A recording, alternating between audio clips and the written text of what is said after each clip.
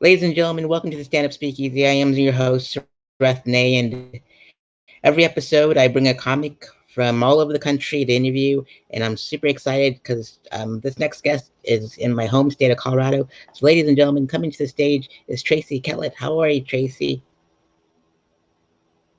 I'm good. Thank you so much for speaking with me today. Awesome. Awesome. You're welcome. Thank you for being my guest. I got your last name correct. I wanted to make sure. Yep, But Kellett. It's Tracy, thank you perfect. so much for being on my show. Awesome, fantastic. I should have went over that during our pre-interview thing, but I'll answer to anything. so you're a wife, a mom, an Army vet. Yeah. Awesome, fantastic, and thank you for serving in the Army for us. It's awesome of you. You're an LGBTQ plus member, and you're also a shark expert when you're drunk. And so, how do you get involved with learning about sharks and such? So I grew up on the Chesapeake Bay in Maryland. And what a lot of people don't know is that river sharks can navigate between fresh and salt water. They can survive in brackish water. So we would encounter bull sharks all the time. And when you live on the water, you learn to respect it. And I just feel like sharks right now, they are becoming endangered at an increasingly alarming rate. So you got to respect the water. You got to respect the life, no matter how scary they may look. They don't want to eat you. They just want to survive. Indeed. I've never seen a shark out here in Florida yet, so I'm hoping to see one, but I've seen like a couple dolphins, so that's close enough for me. There you go. Awesome. So your comedy is honest, witty, and frankly a little mean, it says. And how did you discover your voice in comedy? So I didn't know that I wanted to do comedy. Actually, a coworker of mine, he found a comedy class at the Fine Arts Center, and he was like, "I'm signing you up for it." And I was like, "There's no way you're going to spend that much money on me for a class." So I signed myself up for it, and I fell in love. It just became something that was natural and exciting.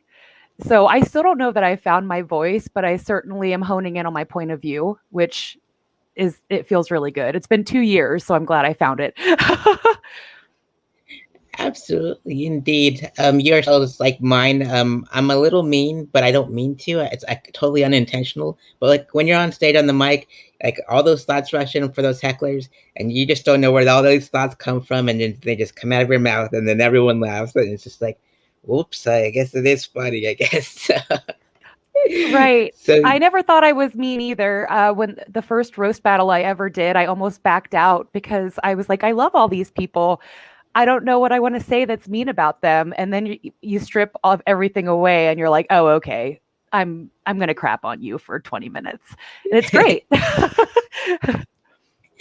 that's so gnarly, and you won two roast battle titles. That's so awesome. Like, what were those times like, and who did you go up against? And do you remember any of those jokes from those? Oh gosh. So the first one was the first You Look Like just here in the Springs. And the second one was in Texas at a comedy festival. So I don't know the people that were in Texas at all. They were all friends. I was the outsider. I was the only girl, and they instantly had discounted me.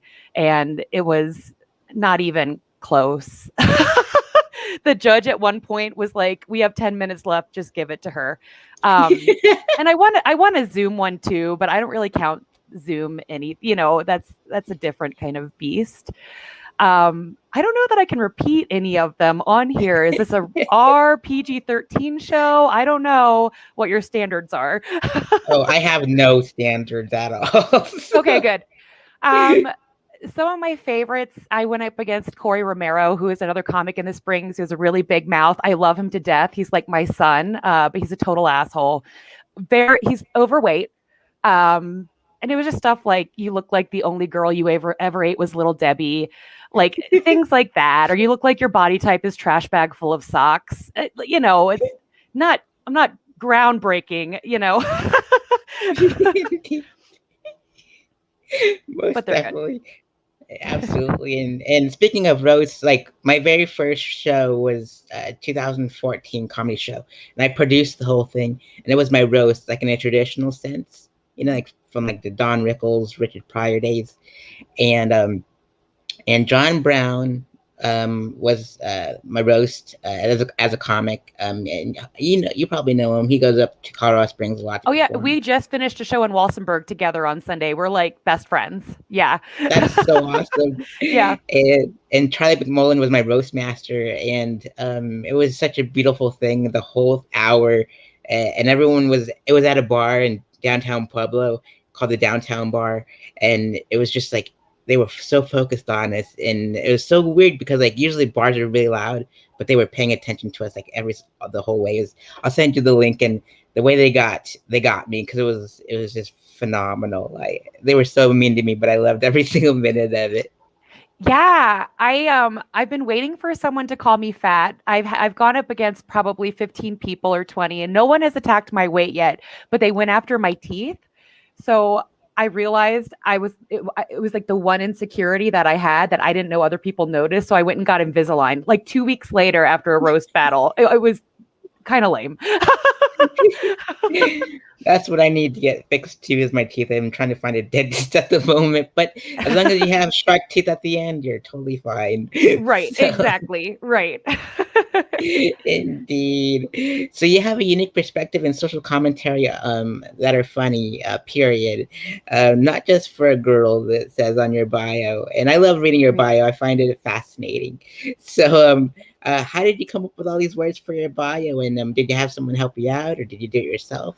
What's No, I wrote it myself. I was submitting to festivals, so I just knew I needed to throw something together that was a little bit different, and I have no idea what I'm doing.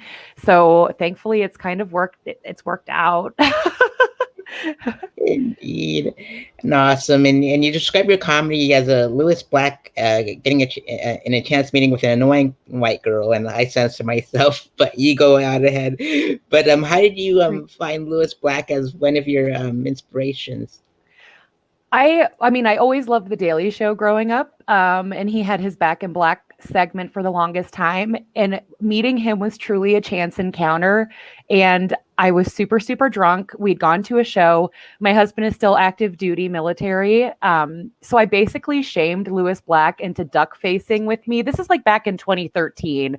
Like this was not a good time in my life. Like I'm not proud of it, but I shamed him into doing a duck face picture with me. And he the whole time just kept saying, I'm the most annoying fucking white girl he ever met. And I was like, I can ride this wave. Absolutely, that's pretty gnarly. And you're a new Yeah. face in the Colorado comedy scene. And how's the Colorado comedy scene like?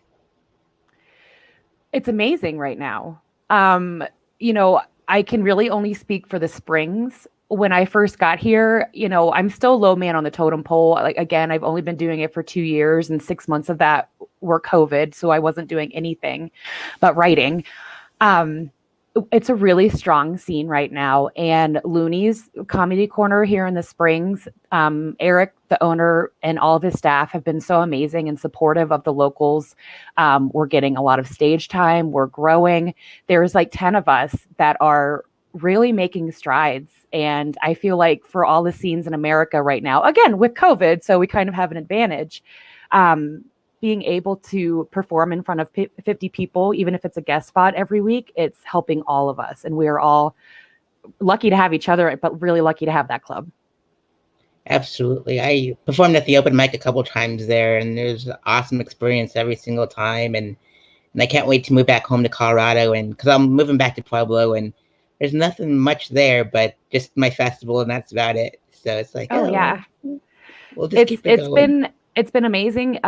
They've given me every opportunity. I've hosted there 8 or 9 times. I had my first feature set there in November before everything shut back down.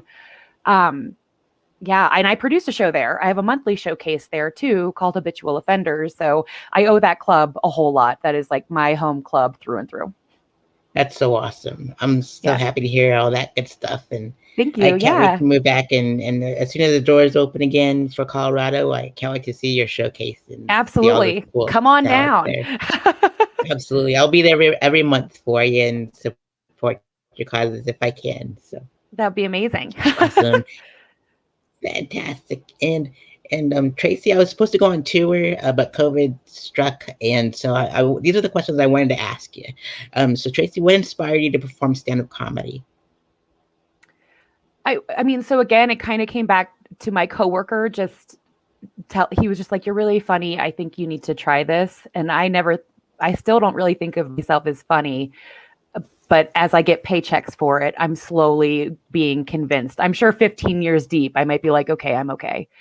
Um, but I do think the point of view, the perspective, I'm married. I'm very happily married for 16 years. I've lived a lot of lives. I was in the military at a very young age. I jumped out of airplanes. I did the special operations thing. Then I managed a law firm. I have 2 kids. I'm a drunk degenerate on the weekends. And I'm polyamorous. And I just feel like so many people, they look sometimes at the polyamory community in a certain very unflattering way, almost subhuman. And it was important for me, I think, to be like, I can make fun of myself. I can go on stage and say, I'm bisexual, not just for the attention. I think that's important. But also to be like, we're still good people. We're still good parents and lovers and spouses. This is just how we're living. And it's neat. People come up to me after shows. I did a show Sunday again with John Brown in Walsenburg, a really small conservative town. And this woman came up to me. She was 70 and she was there with her mother, who was in her 90s. She was like, my mom didn't know half the words you said, but she started asking me about them. And she's fascinated with it and she respects you for it. And it's like, that's cool.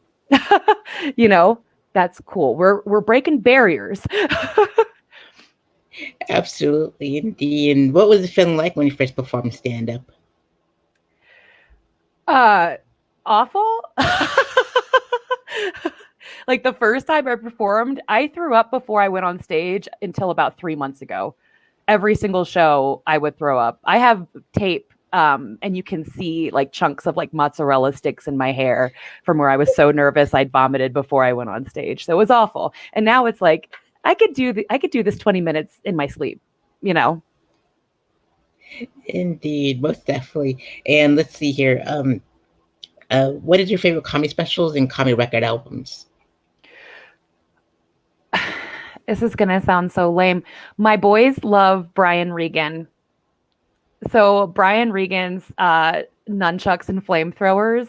It's so ridiculously funny and wonderful that you can share it with kids at any age. You don't have to worry about it being censored or anything like that. I love John Mulaney. I hate his voice. Hate it, but he's the best writer in the world. So any of his specials, love, love, love. Those would be on my top. And I love Mike Stanley Indeed. too. Mike Stanley, for me, being able to see Mike Stanley all the time because he's primarily in Colorado, he is hilarious. I don't know why he doesn't have a special yet. He will. Indeed. There's one on YouTube that he was in Boston for the festival there. And so it's Yeah. a really cool documentary. I love that one. So it was good stuff and Yeah. great He to wins learn all the so much. festivals. He needs a special. Absolutely. And I was supposed to have him on my festival last year, but COVID hit and he's such a great guy and such a great ambassador of Denver comedy and Colorado comedy. I think he's a great dude. And I can't wait to Yes, have him on a future episode of the Stand Up Speakeasy. And absolutely. what are your favorite? Some of those folks have been on TV and film, and I want to know what your favorite sitcom sketches and comedy films are.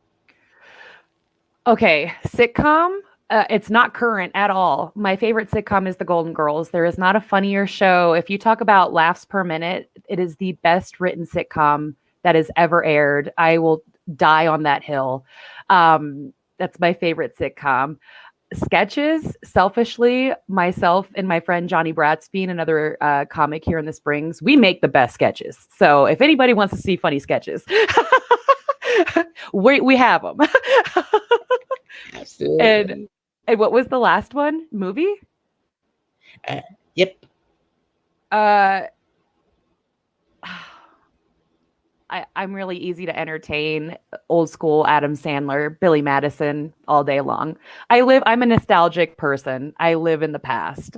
And there's nothing better than Billy Madison when they throw the pickles on the window. It's hilarious. I love it too. And my favorite part is Chris Farley in that movie. He's so amazing Oh, as a bus driver, and absolutely. It's so, indeed. yeah, they're all so good. No milk will ever be our milk. I have dumped people with that. It's just so good. Absolutely, I agree. And let's see here. If you can go on tour with any comedian locally and internationally known, which comedians would you like to go on tour with? I would definitely go with locals. Johnny Bratsfield and I are friends. We talked about it over the weekend. Me, Johnny Bratsfield, John Brown, John Bueno. I feel like that would be one of the coolest little local tours. Callan Reese, if the five of us could find a car big enough for the five of us and just tour around the country, not worrying about being super spreaders, I think that would be one hell of a show. We all have such different perspectives and different approaches, and our chill level is so different. That would be a dream. Absolutely, indeed. And let's see here. If you can get roasted by five comedians, past and present, which comedians would you like to get roasted by? Carlin, Lewis Black, Robin Williams, Nikki Glazer. Nikki Glazer's a funny roaster. That would be fun. Um, I don't know. I don't know who the fifth one would be. It could be anybody, honestly. Kate McKinnon, just pull her off SNL and just have her eat my lunch. That would be amazing. Indeed, most definitely. And what do you see your comedy during the next 5 years? You know, I just want to keep writing. I don't really know where I want to be. I think where I'm at right now is already kind of above and beyond where I thought I would be at 2 years. So um, maybe just having a couple tours under my belt, whether it's, New York or Nebraska, I'd be happy with In, any. Yeah. indeed, most definitely. And which other forms of comedy would you like to venture off into, like improv, sketch, comedy writing, acting, directing, etc.? I really enjoy writing. I enjoy writing more than I enjoy performing. I'm starting to get more comfortable being on stage. Um, and so any kind of writing, whether it's for sketches or anything else, the writing part is what I love. I can sit down for hours every day and just get stuff out of my system, and then go on a stage and have people validate my feelings. Shut up. That's the best. Indeed, most definitely. And let's see here. What is your favorite joke a comic has written? My favorite joke a comic has written. Uh, oh, ever? Yep, it could be one of yours if that's all right. It's not That's one of okay mine. too. It's not one of mine. Um, I don't even know. I might have to come back to that one. I will Okay, say the sounds good. hardest I laugh is it's not even a joke. It's just when John Bueno walks on stage. Again, amazing comic. He just walks on stage and he just says, "Are we having a Baja Blast?" There is something about it that tickles me. I've heard it 1,000 times, and I'm always like, "I am. I am having a Baja Blast." Indeed, I love John so much. He's such a great guy. We've performed so many times in Pueblo. He's been on my festivals like the first couple years, and we're going on 8 years this year. So I'm really excited about that. So That's huge. Congratulations. thank you so much. It means a lot to me. And what experience would you like your audience to take with them after a set is over? I mean, I hope they just had fun. I hope it was worth their while and their time. I respect people's time deeply. So when someone gives me 10, 15, 20 minutes of their time and they're just listening to me, I think that's incredibly respectful. But, people who do come in with certain ideas or perceptions or something like that, and you can for me, comedy is a conversation. It is, I'm talking, you're listening, there is an interaction. There might be times where we can speak to one another on my terms, but it's a conversation, and it's entertaining education in some respects. So I do appreciate when someone can leave the show and maybe feel slightly different about something, or maybe not even feel different but be more interested to learn more. um, that's huge. And So who could ask for anything more than that? Absolutely, indeed. And what did you pick Shark Allies to raise funds for with this episode?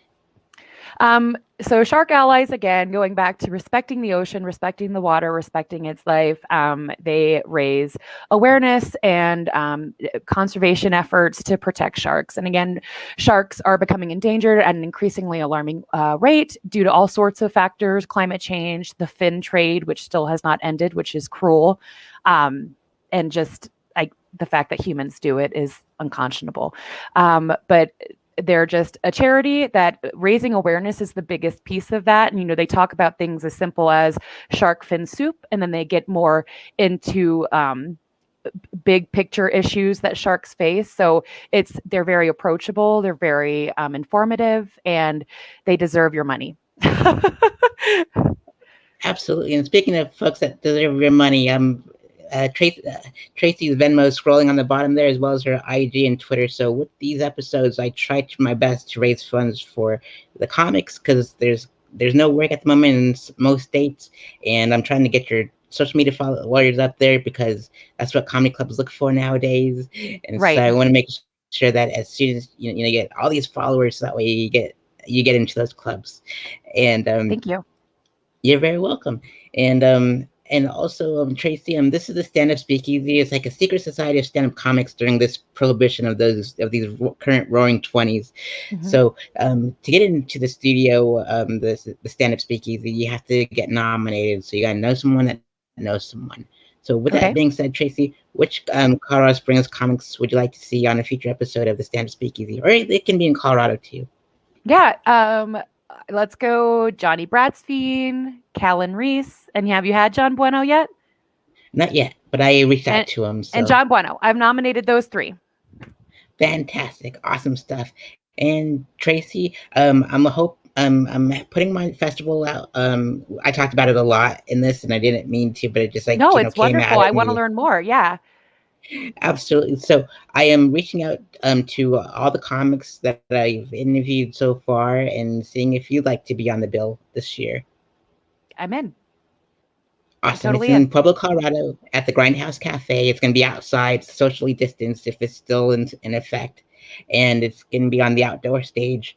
And it's going to be on July 19th. It's Monday. So it's Fun Day Monday. I'm in. Like I said, I just quit my job. So Okay. I got nothing. Aside from the festivals I'm on, I got nothing. So I'm there. Fantastic. And plus, I know that you had your experience in Texas. So I thought, well, you're about festivals. So I'm good. I have Mo Vita already confirmed for this I as love well. Mo. So I'm trying to get lady comics because you guys, are underrepresented, and I want to get you all on the stage. And like I'm a dirty comic. Mo said she's a dirty comic, so the dirtier the better. But if you're clean, I like adore her. Brian She is Regan, such a beautiful awesome. human, and her jokes are so perfect. Awesome, fantastic. And I know, I'm in Florida now, and it's like looked down upon, like in some cities, if when I go get too dirty. But Daytona loves me, so we're gonna have a Surratt Fest in Daytona too this year for the first time ever, and everyone's excited, and we just can't wait. No, So I can't wait to absolutely. bring There's back. there's a place for filth. There is a place for it, and it's probably Pueblo. Indeed. Pueblo and Daytona Beach are like sister cities when it comes to dirty comedy. So it's such a Right. beautiful thing. Right. So Tracy, I'm honored to have you on as part of Strath Fest this year, as well as Mo. I'm trying to get as many lady comics on there because, like I said, you guys are you ladies are underrepresented, and it'd be awesome to see more ladies out there doing stand up. Awesome. Well, I'm one of them. Awesome, fantastic. I'll message you the details and what I need, and then so that way I make sure that you're all taken care of and all that good stuff. Because I take Perfect. care of my comics. There's no submission fees. There's no tickets to sell. There's just you and stage and gaining new fans. That's all I want. I love it. I'm in.